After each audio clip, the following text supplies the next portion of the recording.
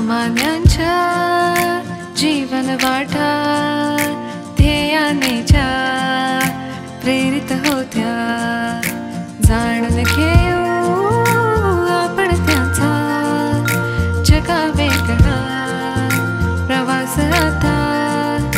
चला रंग दे त्यांच्या सोबत पैसेच्या गप्पा, स्वागत करतो तुमचे हा सोया भेळेचा घंटा.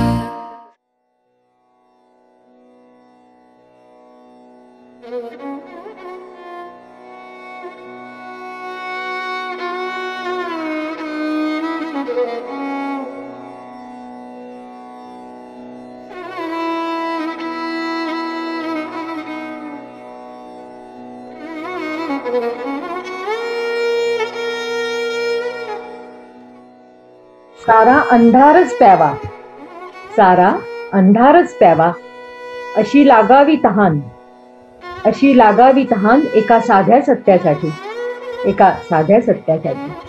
देता यावे पंचप्राण, देता यावे पंचप्राण. अशी अंधार हटवण्याची, तो पिळून टाकण्याची तहान फक्त वेड्यांनाच लागू शकते. आणि अशा वेड्यांकडूनच निस्वार्थ कामं उभी राहू शकतात. या लहान लहान कामांच्या काठ्यांवर खरं तर समाजाच्या प्रगतीचा गोवर्धन उचलला गेलेला असतो आणि त्याच्या निवाराला अनेक जण आलेले असतात. कोणी शोषित असतात, वंचित असतात, दुर्लक्षित असतात, दुर्बल असतात. अशा लोकांसाठी आपले पदरचे पैसे, श्रम, वेळ खर्च करून त्यांचं जीवनमान सुधारावं, हेच आपल्या जीवनाचं ध्येय ठरवलेला एक ध्येयवेडा डॉक्टर आज आपल्याकडे आलाय. डॉक्टर, सारं जग पैशाच्या मागे धावत असताना तुम्ही आणि तुमच्या पत्नी मात्र तुमचं कार्य खरंच जगावेगळं काम करत आहात आणि तुमचं कार्य हे अचंबित करणारं आहे. डॉक्टर फॉर बेगर्स म्हणजेच भिकाऱ्यांचे डॉक्टर अशी ज्यांची ख्याती आहे, त्यांचा पूर्ण प्रवास आज आपण जाणून घेणार आहोत. जुळ्या बहिणींचा कट्टा ऐसपैस गप्पा या कार्यक्रमात मी मीना मोरोणे आणि मी श्यामा देशपांडे तुमचं मनपूर्वक स्वागत करते. आज कोरोनाच्या संकटात आपण पाहतोय की हजारो डॉक्टर स्वतःच्या जीवाची पर्वा न करता सगळ्यांची सेवा करता आहेत, देवदूत ठरत आहेत. असाच एक संवेदनशील डॉक्टर अभिजित सोनावणे एका मोठ्या मल्टीनॅशनल कंपनीची नोकरी सोडून आज रस्त्यावरील भिकाऱ्यांचा देव झालाय. पुणे आणि परिसरातल्या बेघर गरीब भिकाऱ्यांवर हे फक्त उपचारच करत नाहीत, तर त्या लोकांना सक्षम करून मुख्य प्रवाहात पण आणतात. आज अनेक लोकांचे ते देव झाले आहेत, पण त्यांच्या आयुष्यात सुद्धा एक काळ असा होता की ते स्वतः निराश झाले होते. पुढे जाण्यासाठी काही आधार नव्हता, मार्ग पण सापडत नव्हता. पण त्या संकटावर यशस्वीरित्या मात करून अनेकांचे आयुष्य त्यांनी सावरलीत, घडवलीत. त्यांच्या आयुष्यात सकारात्मक बदल ते घडवत आहेत. त्यांच्या पत्नी डॉक्टर सौ मनीषाताई पण त्यांना खंबीर साथ देत आहेत. आज त्यांचा सुखाची नोकरी ते भिकाऱ्यांचा डॉक्टर हा पूर्ण प्रवास आपण आज त्यांच्याकडून जाणून घेणार आहोत. डॉक्टर अभिजितजी, तुमचं पुनश्च या ऑनलाईन मंचावर मनपूर्वक स्वागत करते. आणि मीना, गप्पांना सुरुवात करूया आपण आता. हो, अगदी अगदी जरूर. भिकाऱ्यांचे डॉक्टर म्हणून तुम्ही ओळखले जाता. आम्हाला जाणून घ्यायला आवडेल, तुम्ही मूळचे कुठले, तुमचं शिक्षण कुठे झालं आणि तुमचा इथपर्यंतचा प्रवास कसा झाला आणि हे जगावेगळं काम करण्याची प्रेरणा तुम्हाला कुठून मिळाली? माझं मूळगाव म्हसवड एक छोटस खेडेगाव आहे सातारा जिल्ह्यामध्ये आणि मी तिथला आहे. वडीलही माझे डॉक्टर आहेत, आई गृहिणी आहे, एक भाऊ आहे, एक बहीण आहे. आणि मी अशा कुटुंबातले ज्याला लोक श्रीमंतही म्हणणार नाहीत आणि गरिबी म्हणणार नाहीत. आपल्या सर्वांमध्येच एक मध्यमवर्गीय एक गट असतो, त्या गटातला मी खरं तर मुलगा आहे. वडिलांनी, सगळेच वडील सारखेच असतात, वडिलांनी खस्ता खाऊन मला, माझ्या भावाला, माझ्या बहिणीला शिकवलं. माझा भाऊ ॲडव्होकेट आहे आणि बहीण माझी तिचं ट्रॅक वेगळा आहे. खरं तर तुझ्यात जीव रंगला नावाचं जे सिरियल आहे त्यातलं चंदा नावाचं कॅरेक्टर करणारी जी मुलगी आहे ती माझी बहीण चंदा, दीप्ती सोनावणे. आणि मी डॉक्टर झालो 1999 साली. टिळक मेडिकल कॉलेज पुणे इथून मी डॉक्टरची डिग्री 1999 साली घेतली. आणि ज्यावेळेला डॉक्टरची डिग्री घेतली त्यावेळेला असं वाटलं की आता आई बापांनी खूप शिकवलं, तर इथून पुढे बघूयात आपण आपल्या बाळावरती जे काही करणे शक्य असेल ते आपण करूयात. हे म्हणणं खरं तर सोपं होतं, परंतु नुकताच पासआउट झालेला कुठल्याही प्रकारचं म्हणजे नुकतीच स्टुडंटशिप संपल्यानंतर लगेचच दवाखाना टाकणं आणि सेटल होणं हे फार अवघड गोष्टी असतात, आणि तेही पुण्यासारख्या ठिकाणी. माझं बालपण आणि माध्यमिक शिक्षण आणि बाकीच्या सगळ्या गोष्टी सातारा किंवा बाकीच्या काही खेडेगावाच्या ठिकाणी झालेल्या होत्या. पुण्यासारख्या एवढ्या मोठ्या ठिकाणी एकदम वास्ट ठिकाणी येऊन सुरुवातीला गोंधळलो होतो मी. आणि अशा ठिकाणी फक्त एक डिग्रीचा कागद घेऊन इतक्या मोठ्या पुणे तिथं काय उन्हा म्हणतात तिथं माझ्यासारखा नुकताच एक पासआउट झालेला डॉक्टर हातात 4 आण्याही नसताना 8 आण्याही नसताना सेटल होणं, दवाखाना टाकणं फार मोठी गोष्ट होती. अशा वेळेला आणि वडिलांकडनं काही घ्यायचं सुद्धा नव्हतं मला. अशा वेळेला मग फुकट काय मिळेल आपल्याला किंवा कमीत कमी पैशात आपल्याला काय मिळेल असं एक वाटत असतं. तर पुण्याच्याच एक 2 ठिकाणी मी झोपडपट्ट्या जिथं होत्या, कारण कुठल्याही बिल्डिंगमध्ये शॉप घेणे किंवा दवाखाना टाकणे, हॉस्पिटल टाकणे ह्याचा विचारही करू शकत नव्हतो. छोट्याशा क्लिनिक पासून सुरुवात करून नंतर बघूयात मग पुढे असा विचार केला होता. एका झोपडपट्टीत मला एक छोटस एक झोपडं मिळालं होतं. त्याला 4 बाजूनी 4 पत्रे होते, वरती एक पत्रा होता. त्या पत्रालाही 100 भोकं पडलेली होती. माझ्याकडं काहीच नव्हतं, म्हणजे ना टेबल ना खुर्ची, म्हणजे डॉक्टरला कमीत कमी त्याचा एक स्टेथोस्कोप, बसायला स्वतःला बसायला खुर्ची, समोरच्या व्यक्तीला बसायला एक खुर्ची, एक्झामिनेशन टेबल, या तरी गोष्टी कमीत कमी असणं आवश्यक असतं, परंतु माझ्याकडे त्याही नव्हत्या. अशा त्या काळामध्ये मग माझ्याकडं माझं संपूर्ण शिक्षण मी सायकलवरनं केलं. माझं मेडिकलला काही मुलं कार घेऊन यायची, काही कोण कुठल्या गाड्या घेऊन यायची, मी सायकल घेऊन यायचो त्यावेळेला. ती सायकल सुद्धा मी सेकंड हँड विकत घेतली होती खरं तर. आता ह्या सगळ्या गोष्टी मिळवण्यासाठी मग मी माझी सायकल, माझी मेडिकलची पुस्तकं वगैरे अशा सगळ्या गोष्टी विकल्या, आणि त्याच्यातून मग एक जुन्या बाजारातून एक जुनी लोखंडी खुर्ची, तुम्हाला माहिती असेल तर अशी फोल्डिंगची खुर्ची पूर्वी मिळायची, हल्ली ते दिसत नाहीत, परंतु लोखंडी खुर्ची एक जुन्या बाजारातून तशी 2 लोखंडी खुर्च्या आणल्या मी, गंजलेल्या पूर्ण. एका च्या दुकानातून रंगाचा डबा आणला, ब्रश आणला आणि त्या खुर्च्या पहिल्यांदा रंगवल्या. आता त्यावेळी रंगाचं सुद्धा भान नव्हतं, भडक पिवळा रंग घेतला होता मी, आणि तो पिवळा रंग त्या खुर्च्यांना लावलेला होता.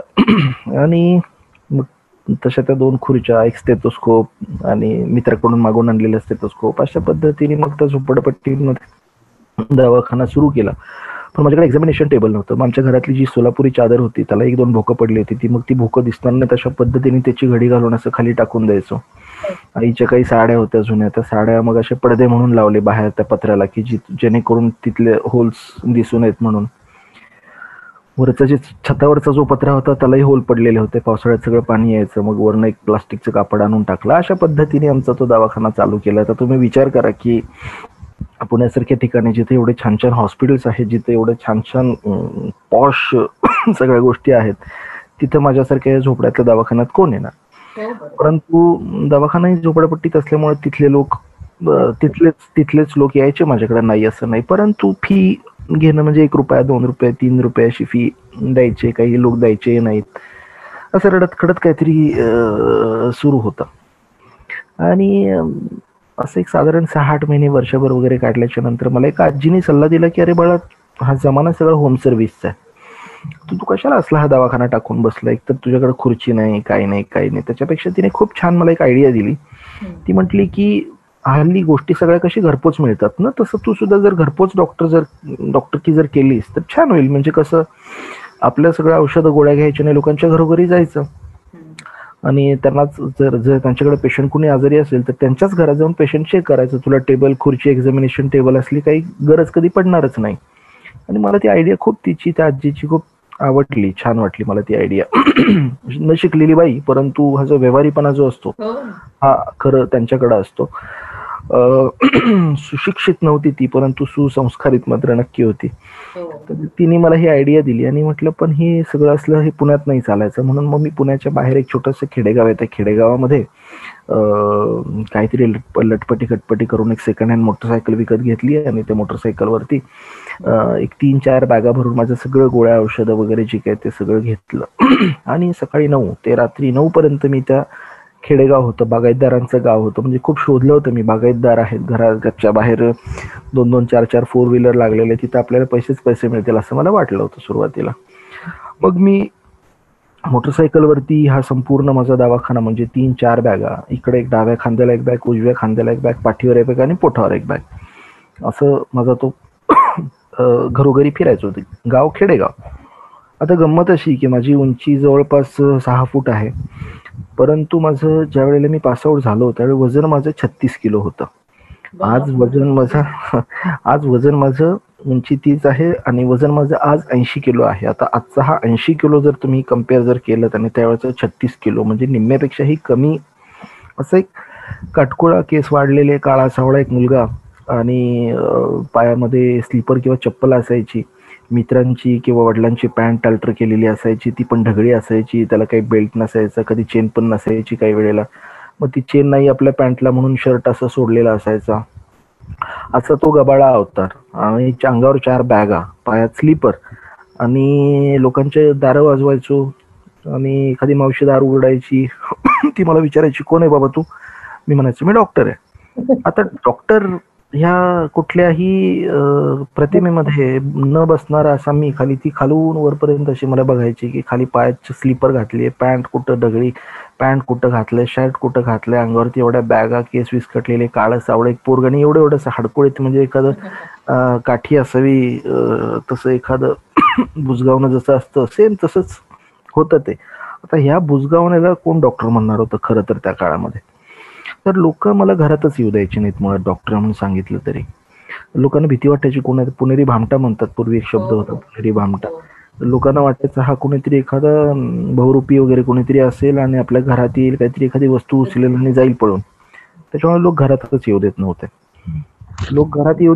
आणि जे लोक घरात येऊ द्यायचे ते सुद्धा मग फी, त्यावेळेला मी घरात जाऊन 5 रुपये फी घ्यायचो. परंतु आपल्या इथे एक बार्गेनिंगची सिस्टीम खूप असते बघा.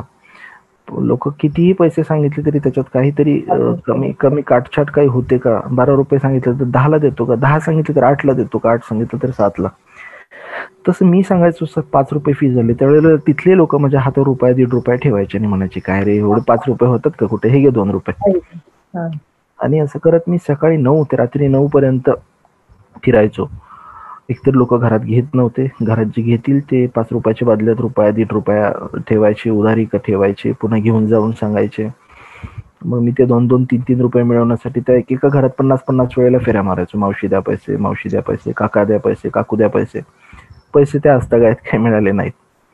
तर ना घरात ना पैसा, स्वतःच्या बळावरती काही करायचं म्हटलं, झोपडपट्टीमध्ये गेलो तर तिथं ही अवस्था, लोकांच्या घरी जाऊन आता सर्व्हिस देतोय म्हटलं तर इथं ही अशी अवस्था. म्हणजे काय करू मला कळेना. तर मला दिवसातून सकाळी 9 ते रात्री 9 पर्यंत 35 किंवा 40 रुपये मिळायचे. माझी खायची मारामार होती.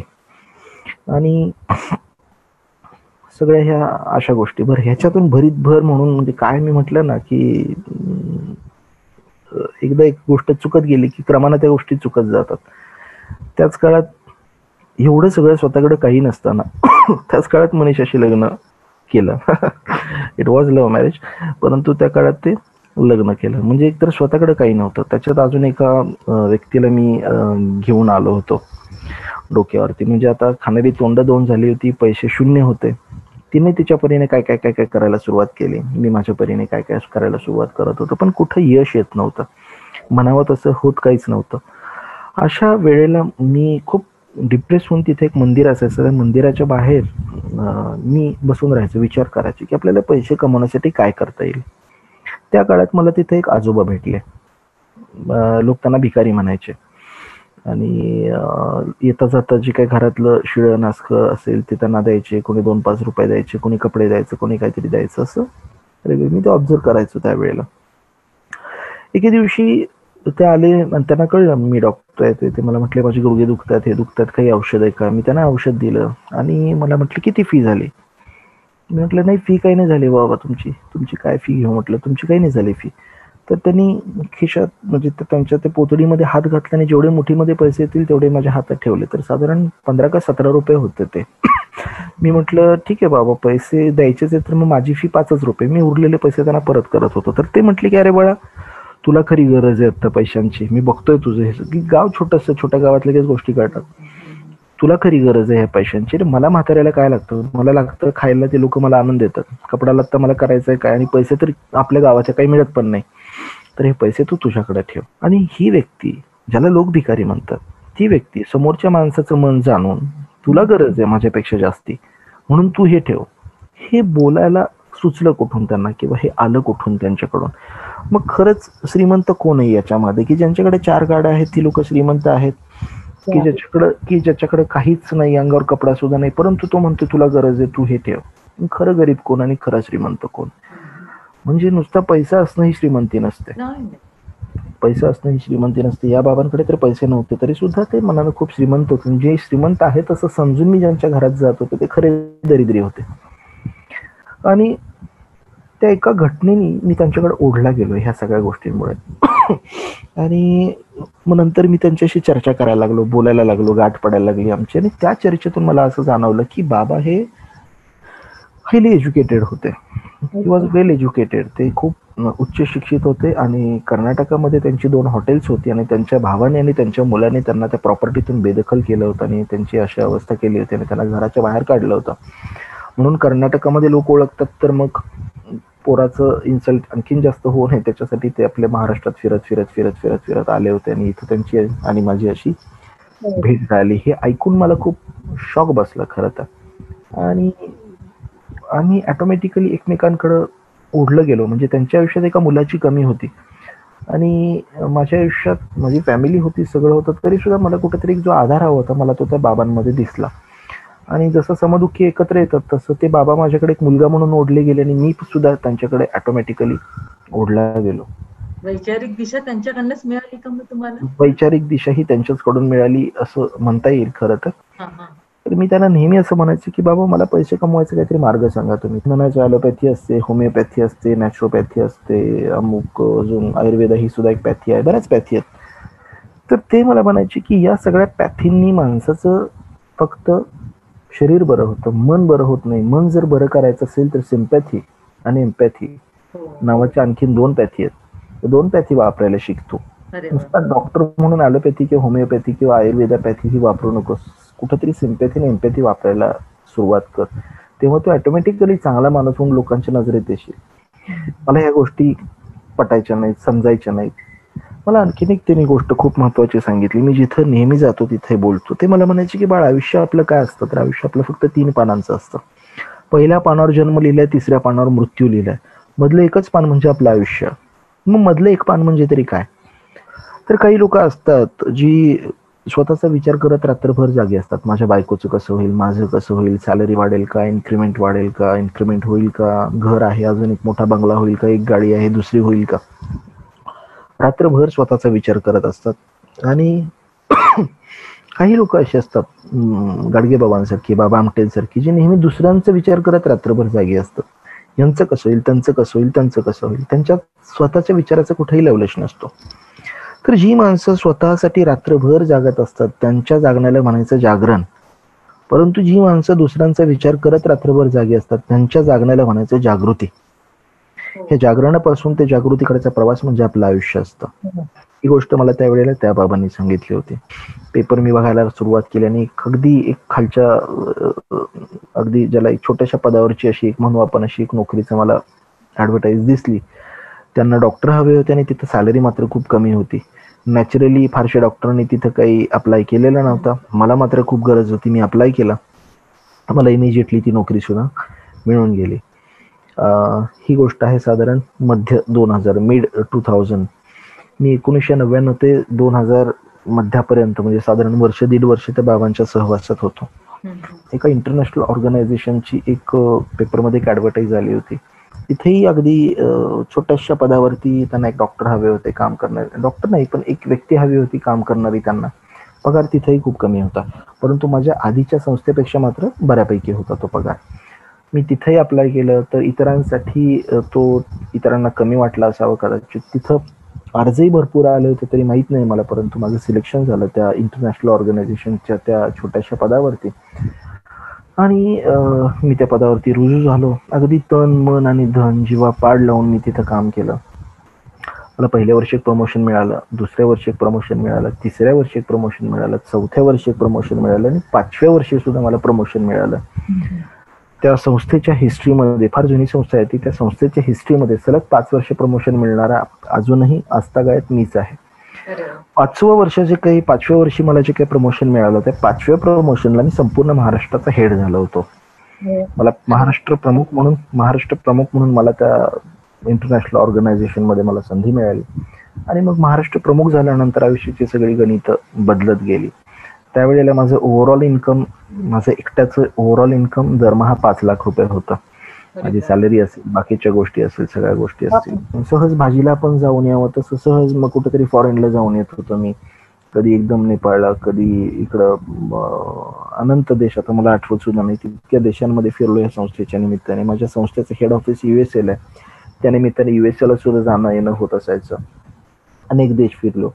आणि एकदा USA मध्ये असताना मला काही बोलायला सांगितलं होतं, माझ्या कामाचं प्रेझेंटेशन मला करायला सांगितलं होतं. मी ते कामाचं प्रेझेंटेशन केलं आणि कामाचं प्रेझेंटेशन केल्यानंतर माझं खूप कौतुक झालं तिथं. त्या दिवशी रात्री मी माझ्या खूप छान हॉटेलमध्ये मला माझी व्यवस्था केली होती त्यांनी तिथं. आणि त्या हॉटेलमध्ये मी विचार केला, असंच लॅपटॉप उघडल्यानंतर मला माझ्या बॉसचं एक मेल दिसली त्याच्यामध्ये की आम्ही आणखीन आता तुला नेक्स्ट प्रमोशन देतोय आणि तुझा पगार एवढा आणखीन वाढणार आहे. ऑलरेडी माझं 5 लाख रुपये दरमहा इन्कम होतं. मला जर तो पगार वाढला असता तर माझं ओव्हरऑल इन्कम 10 ते 12 लाख रुपये दरमहा झाला असता. आणि मला असं वाटलं की याही बाबांनी मला मुलगा समजलं तर मीही 14 वर्ष यांना हे जिवंत गेलेत हे बघितलं नाही. आज काहीतरी करायची इच्छा झाली, परंतु ही इच्छा खरं तर खूप पूर्वीच व्हायला हवी होती मला, परंतु ती कधी झाली नाही इच्छा. आणि ह्या गोष्टींनी माझाच मला गिल्ट मनामध्ये आला.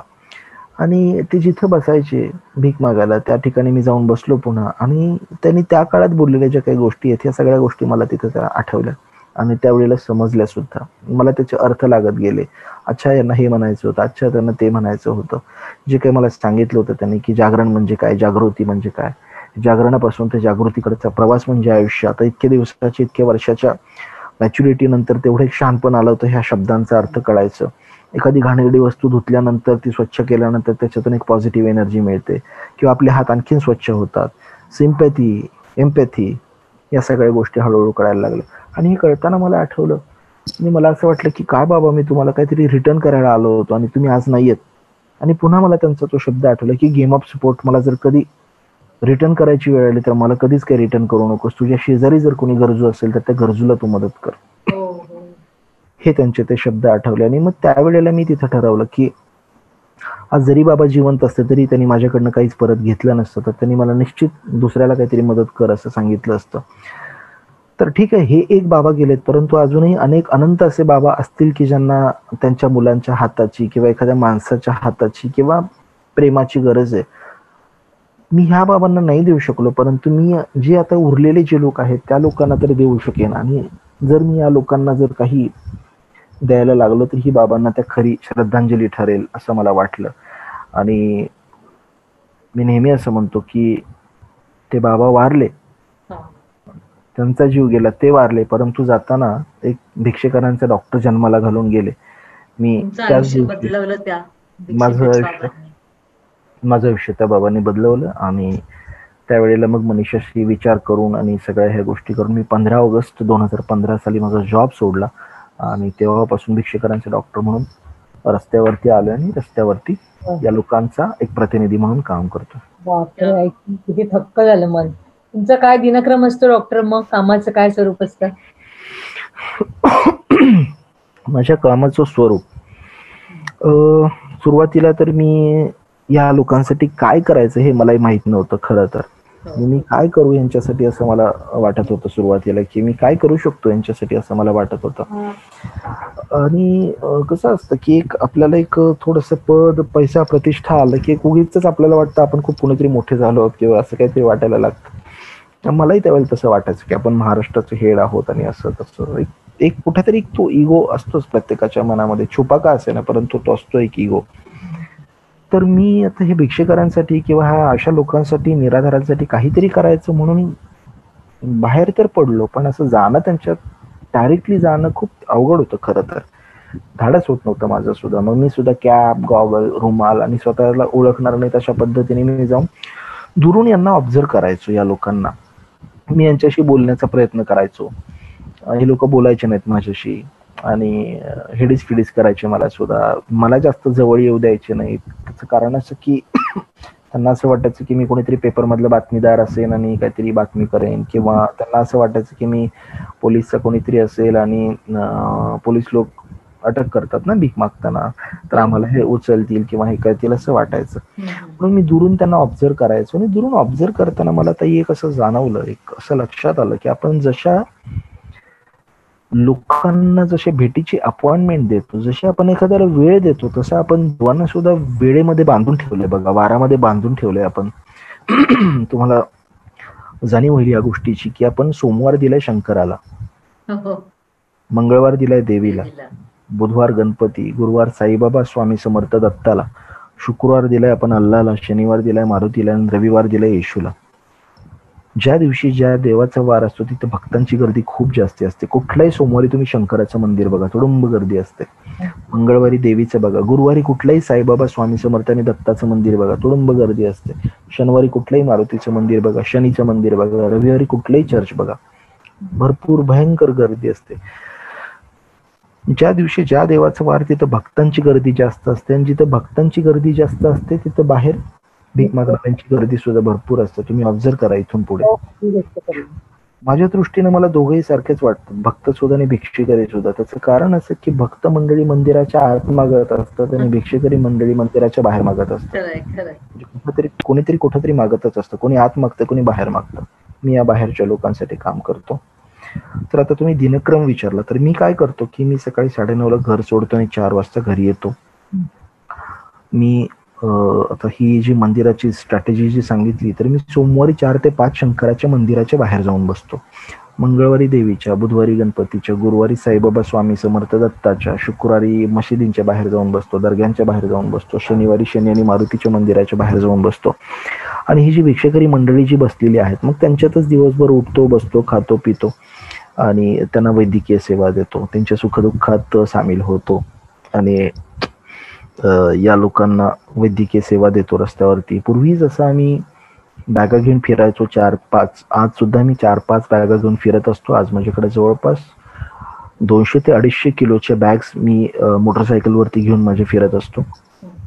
पूर्वी जसा घरोघरी जाऊन, लोकांच्या घरोघरी जाऊन पेशंट तपासत होतो, तसंच आत्ता सुद्धा लोकांच्या तिथं जाऊन, ते जिथं बसले तिथंच जाऊन पेशंट तपासतोय. ती सिस्टीम तीच आहे. आणि या लोकांमध्ये मग सोमवार ते शनिवार 10 ते 4 मी या लोकांमध्ये उठतो, बसतो आणि त्यांना वैद्यकीय सेवा देतो. वैद्यकीय सेवा देता देता त्यांच्या सुख दुःख जाणून घेण्याचा प्रयत्न करतो, यांना मेडिकल सर्व्हिसेस देतो. मला एक जाणवलं की पूर्वी मी ज्या वेळेला बॅगा घेऊन असं त्या खेड्यापाड्यांमध्ये फिरायचो, त्यावेळेला लोक माझ्याकडे बघून हसायचे, अंगावर कुत्रे सोडायचे, कोणी टाळ्या वाजवायचे, माझी धांदल व्हायची. मी पडायचो बऱ्याच वेळेला एवढ्या सगळ्या बॅगा आणि हे घेऊन.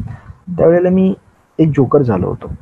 परंतु हे काम मी ज्या वेळेला चालू केलं, त्या कामानंतर मात्र मला असं जाणवलं की माझ्या अंगावर कोणीही कुत्री सोडली नाहीत, मला कुणीही हिडीस फिडीस केलं नाही, मला कुणीही हसलं नाही, माझी कुणीही थट्टा केली नाही. मला इनफॅक्ट मला आतापर्यंत साधारण 2,000 ते 2,500 पुरस्कार मिळाले असतील या कामासाठी. आणि तुमच्यासारखी मंडळी खूप प्रेमाने, मायेने जवळ घेतात, खांद्यावर घेतात, डोक्यावरती हात ठेवतात.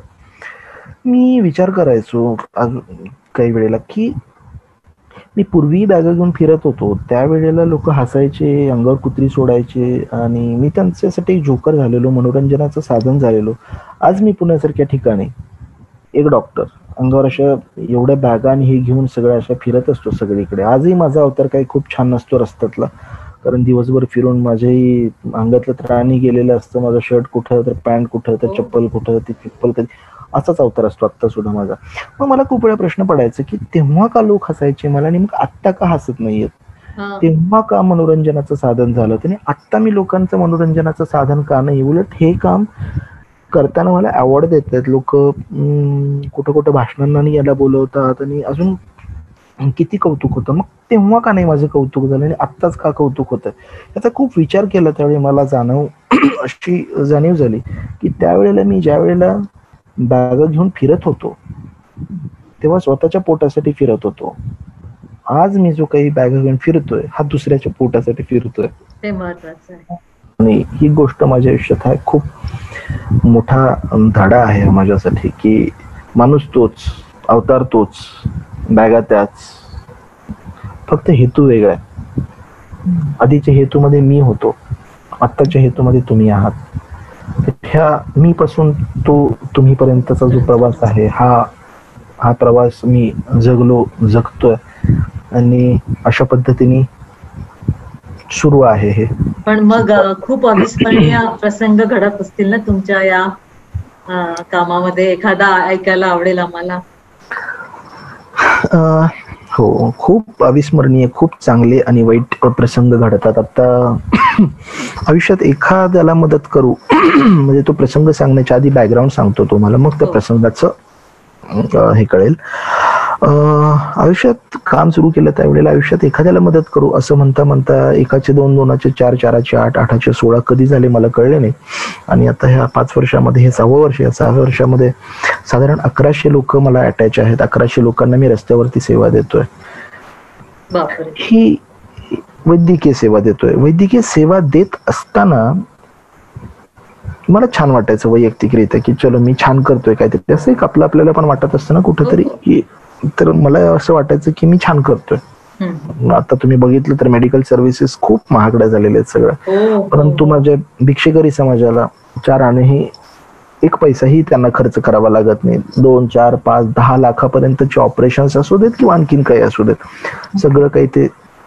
सगळा खर्च मी त्यांना ते करत असतो. आणि जसं माझे आई वडील आजारी पडले तर मी माझ्या गाडीतनं घेऊन त्यांना हॉस्पिटलमध्ये जाऊन परत घरी आणून सोडून, त्याच पद्धतीने मी कुठलाही भिक्षेकरी जर आजारी पडला तर त्याला माझ्या गाडीत घालून त्यांना हॉस्पिटलमध्ये घेऊन जाऊन परत आहे तिथं आणून सोडत असतो मी.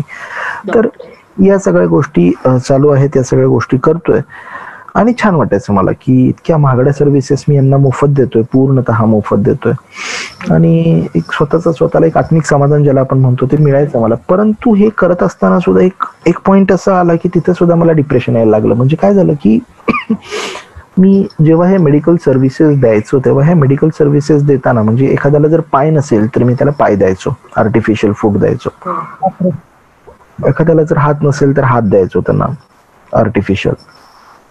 ज्याला पाय नाही आहे ना तो असा लंगडत म्हणा किंवा असं सरपटत घासत भीक मागायचा. पण त्याला पाय दिला की तो चालत आणि पळत भीक मागायचा.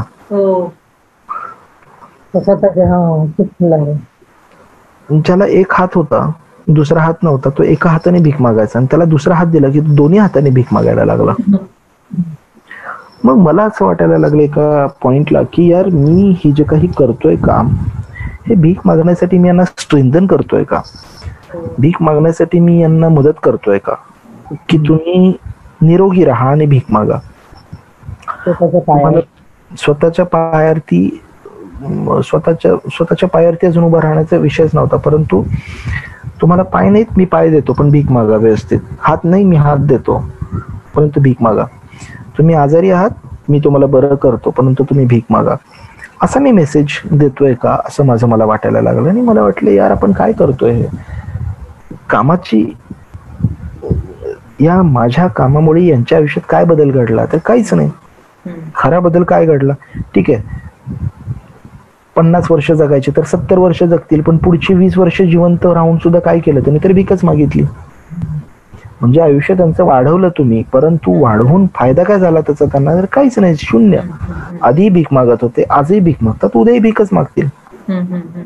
आपण जर पेपरमध्ये बघितलं तर एखादी मोठी व्यक्ती जर कोणी तिची डेथ झाली तर त्या व्यक्तीचे बघा पेपरमध्ये असतं ते कैलासवासी झाले, ते स्वर्गवासी झाले, ते देवाघरी गेले असे शब्द असतात.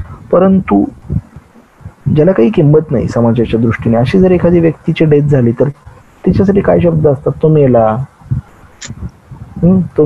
तो गेला असे शब्द असतात. मला नेहमी असं वाटायचं की माझे हे जे लोक आहेत, हे जे भीक मागणारे जे लोक आहेत, माझा हा जो भिक्षेकरी समाज आहे, यांना हे कधी गेल्यानंतर यांच्या मागं कधी असं लागेल का की हे देवाघरी गेले, हे स्वर्गवासी झाले, एवढी पत आणि प्रतिष्ठा त्यांना मिळेल का? नाही मिळणार सध्या तरी, पण मिळू शकेल कशी काय? तर जर यांना जर समाजाने स्वीकारलं तर यांना ती पत मिळू शकेल. समाज यांना आता स्वीकारत नाही, पण समाज सुद्धा यांना स्वीकारेल केव्हा? जर यांनी भीक मागणं सोडलं तर. म्हणजे सगळ्या गोष्टी येतात त्या भीक मागणं सोडण्याच्या मुळाशी येतात. भीक मागणं जर यांनी सोडलं, स्वतःच्या पायावरती जर उभे राहिले, काहीतरी व्यवसाय करायला लागले, काहीतरी करायला लागले, तर तुम्ही आम्ही आपला जो समाज आहे हा समाज त्यांना ऑटोमॅटिकली स्वीकारेल. या समाजाने जर त्यांना स्वीकारलं तर यांना सुद्धा कुठंतरी पत प्रतिष्ठा जी काही येते हळूहळू का होईना परंतु मिळायला लागेल आणि या सगळ्या गोष्टी होतील. पण सगळ्याच मूळ काय तरी यांनी भीक मागणं सोडायला हवी. म्हणून मग मी माझ्या कामाची दिशा बदलली आणि मग या लोकांना औषध गोळ्या देता देता या लोकांना कन्व्हिन्स करायला सुरुवात केली की शंकराच्या मंदिराच्या बाहेर बसून तुम्ही भीक मागता, त्याच्याऐवजी शंकराला लोक येऊन दुधाचा अभिषेक करतात, तुम्हाला मी दूध आणून देतो, तुम्ही दूध विकत बसा ना बाहेर. शंकरातला लोक मंदिरात येतात आणि बेलाची पानं वाहतात, बेलाचा तो हार असतो तो वाहतात, मी तुम्हाला बेलाची पानं आणून देतो, तुम्ही बसल्या बसल्या हार करा आणि हार विका ना. शनीला लोक, मारुतीला लोक तेल वाहतात, मी तुम्हाला तेलाच्या पुड्या आणून देतो.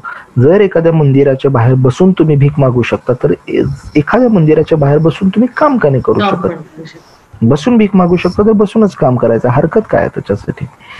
जी काही माणसं आहेत, तरुण नाही, जी काही त्यातल्या त्या धडधाकट माणसं आहेत त्यांना मी काम सुचवायला सुरुवात केली. बाबा तुम्ही बूट पॉलिश करा. बूट पॉलिश करायला काही डोक्याचा भाग लागत नाही विशेष. बूट पॉलिश करा. ज्यांच्या अंगात काही कला होती, कोणी नाभिक समाजाचं होतं, त्यांना सांगायचं की बाबा रस्त्यावर बसून तुम्ही कटिंग करा, दाढी करा, मी तुम्हाला कटिंग आणि दाढीचं सामान आणून देतो. जे तरुण मुलं होती त्यांना मग सांगायचं की बिल्डरकडे गवंडी लागतं, तुम्ही गवंडी म्हणून काम करा, हॉटेलमध्ये वेटर म्हणून काम करा. ज्या मावश्या होत्या त्यातल्या 50च्या 40च्या मुली मावश्या ज्या काय होत्या त्यांना सांगायचं कोणाच्या तरी घरी धुणं भांडी करा, तुम्ही कोणाच्या तरी मुलं सांभाळायला जा. हे मंदिराचं जे आहे ते मंदिराच्या पुजाऱ्यांशी मी बोलतो, तिथे मंदिर साफ, तिथं झाडूवाली म्हणून काम करा. तुम्ही आता बघत असाल तर बिल्डिंग मध्ये आपल्या गाड्या पुसणारे काही लोक असतात, तर तिथे गाड्या पुसाय 7, 8, 10 लोकांच्या गाड्या जर तुम्हाला मिळाल्या तर महिना 500, 700, 800 रुपये जर तुम्हाला एका व्यक्तीकडनं मिळाले, आरामात 8-10 हजार रुपये मिळतील आणि काही फार मोठे कष्ट नाही त्या गाड्या पुसण्यामध्ये. अशा प्रकारे त्यांना कन्व्हिन्स आणि काउन्सिलिंग करायला सुरुवात केली आणि अशा पद्धतीने आता सांगायला मला खूप आनंद होतो की या 5 वर्षात आकडा काही खूप मोठा नाहीये, परंतु साधारण 105 लोकांनी भीक मागणं सोडले आणि ते काही ना काहीतरी छोटा मोठा व्यवसाय करतात किंवा कुठेतरी जॉब करतात. अशी 105 लोक आहेत ज्यांनी भीक मागणं सोडले. त्याच्यानंतर यांची मुलं सुद्धा घेऊन हे भीक मागायला येतात. तर या मुलांनी आता यांनी तर एका पिढीने भीक मागितली, कमीत कमी दुसऱ्या पिढीने तरी भीक मागू नये याच्यासाठी मग या मुलांसाठी सुद्धा आपण काम करतोय की मग आम्ही ह्या मुलांना शाळेत घालतो आणि शाळेमध्ये घालून त्यांची फी भरणे, युनिफॉर्म देणे, जे काही कमी असेल तिथे, जिथे कमी तिथे आम्ही या पद्धतीने त्यांना जी काही शाळा शिकण्यापासून जे काही अडचणी असतील त्या अडचणी आपण तिथं सोडवतो. अशा प्रकारे 52 मुलांची आपण विद्यार्थ्यांची जबाबदारी घेतली की त्या 52 विद्यार्थ्यांच्या शाळेची फी आणि त्यांचं शिक्षण पुढं चालू राहील. मला सांगायला आणखीन अभिमान वाटतो की माझ्याकडं सगळ्यात मोठी जी मुलगी आहे माझी म्हणजे आता ती माझीच झाली मुलगी, तर तिचे आई वडील नाईलाजाने अजूनही भीक मागतात, परंतु त्या मुलीला मी भीक नाही मागू दिलेली आणि आता ती BCom झाली आणि आता ती CA पहिल्या वर्षाला जाईल. म्हणजे ती भविष्यामध्ये CA होईल ती एक मुलगी. आणि जर ती CA झाली तर म्हणजे एका बापाचं जसं स्वप्न असतं की माझ्या मुलीनं मोठं कोणीतरी मला तो एक फील येईल मला की ती CA झाली किंवा असं. तर अशा पद्धतीने या मुलांचंही आपण करण्याचा प्रयत्न करतोय. या व्यतिरिक्त जी धडधाकट माणसं आहेत, भीक मागतात, तरुण आहेत, पैलवान आहेत, तरी सुद्धा काही कामधंदा करायचं नाही म्हणून भीक मागतात, या लोकांना सुद्धा कन्व्हिन्स करतो की बाबांनो काहीतरी कामधंदा करा, काहीतरी करा. आणि मी साम दाम दंड भेद म्हणजे प्रत्येक ठिकाणी प्रेमानच वागेन याची गॅरंटी नाही माझी. मला ज्या पद्धतीने समोरची व्यक्ती ज्या पद्धतीने वाकेल त्या पद्धतीने मी तशा पद्धतीने रस्त्यावरती वागण्याचा प्रयत्न करत असतो. यांच्याकडून एक खूप मोठं काम खरं चुकून घडलं. आपण आता बघत आहोत की लॉकडाऊनच्या काळामध्ये, मागच्या वर्षीच्या लॉकडाऊनच्या काळामध्ये आपण 1 तास सुद्धा लोक घराच्या बाहेर पडत नव्हते. डेथ इतक्या वाढत होत्या आणि डेथ वाढत होत्या. त्याचं कारण असं की रक्ताचा तुटवडा खूप होता. लोक रक्तदान करायला बाहेरच घराच्या पडत नव्हते, भीती वाटत होती त्यांना. अशा वेळेला मग मी काय केलं की ही जी माझी तरुण मंडळी आहे, जी धडधाकट आहेत, त्या लोकांना मी रक्तदान करायला लावलं. त्यांना सांगितलं, मी त्यांना घेऊन जायचो 8-8, 10-10 लोकांच्या बॅचने मी त्यांना रक्तदान पेढीत घेऊन जायचो आणि तिथे त्यांना रक्तदान करायला लावायचो. मी त्यांना एकच गोष्ट सांगितली की आयुष्यभर तुम्ही भीक मागण्यावरती जगलाय, समाजाने तुम्हाला भीक देऊन जगवलंय, परंतु रक्तदान हे सर्वश्रेष्ठ दान आहे. आज समाजाला दान परत करायची वेळ आली आहे तुम्हाला. समाजाने तुम्हाला भीक दिली, तुम्ही समाजाला दान द्या. भीक आणि दान मध्ये खूप फरक आहे. समाजाने तुम्हाला भीक दिली, ह्या समाजाचं कुठंतरी कधीतरी आयुष्यातनं ऋणी राहून उतराई व्हा. तुम्ही फक्त रक्त एवढंसं द्यायचंय तुम्हाला. जर तुमच्या एका रक्तामुळे 3 लोकांच्या, समाजातले 3 लोकांचे प्राण वाचणार आहेत.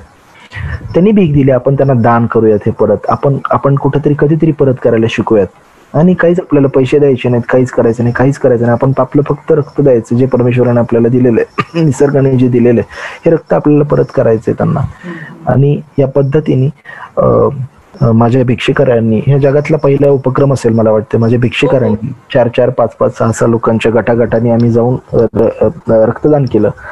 आणि 58 लोकांचे प्राण, समाजातल्या 58 लोकांचे प्राण जे ICU मध्ये होते, ज्यांना डॉक्टरनी डिक्लेअर केलेलं की यांना जर ब्लड नाही मिळेल तर यांची डेथ आहे, लिहून घ्या, असं नातेवाईकांना जिथं सांगितलं होतं. अशा 58 लोकांचे जीव वाचलेत. माझ्या भिक्षुकांच्या रक्तामुळे त्यांचे जीव वाचलेत. आणि ही लोक आता छान आपापल्या कुटुंबात जगतायत.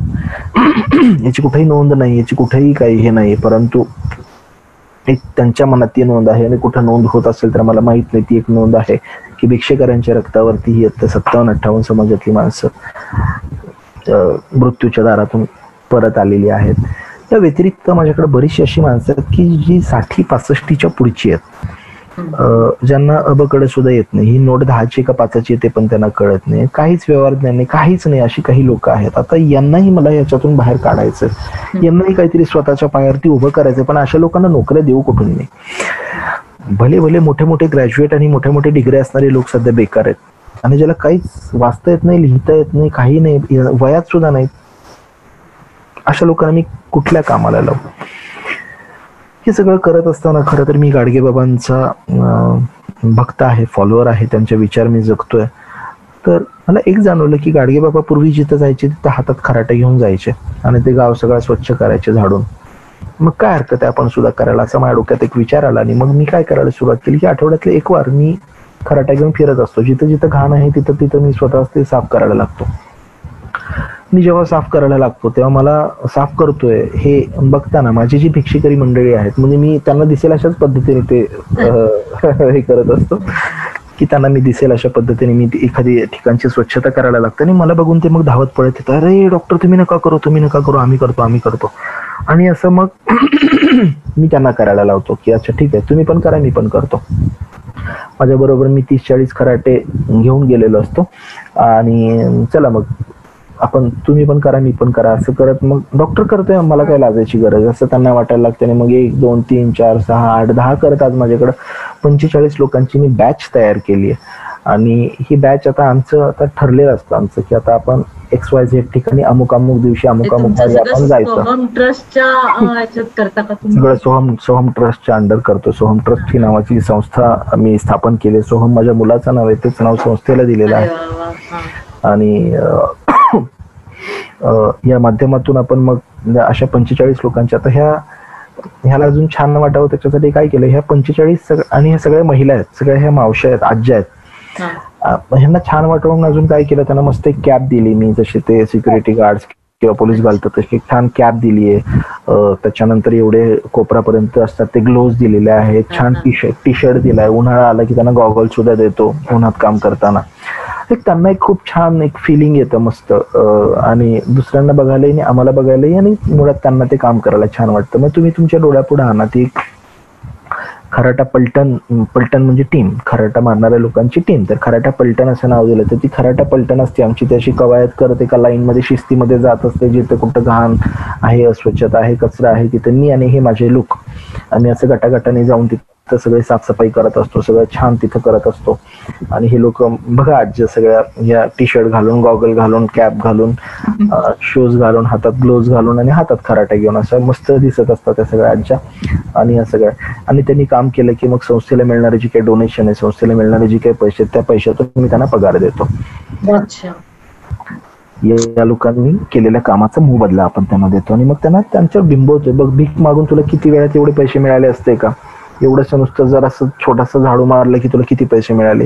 तर ते त्यांच्यावर बिंबवतोय की भीक मागण्यापेक्षा काम करण्यात जास्त त्यांच्या मनात विश्वास निर्माण करून देतो. आणि सगळ्यात महत्वाचे म्हणजे आत्मप्रतिष्ठा. त्यांना भीक मागण्याची लाज नाही वाटत. तर ती लाज वाटण्यासाठी मला जेव्हा जेव्हा मला काही पुरस्कार मिळतात त्यावेळी मी माझ्या भिक्षकरी आज्यांना घेऊन जात असतो तिथं आणि सांगतो की म्हणजे मी पुरस्काराला जाताना त्यांना सुद्धा बरोबर घेऊन जातो. त्या पुरस्काराला हात लावतात.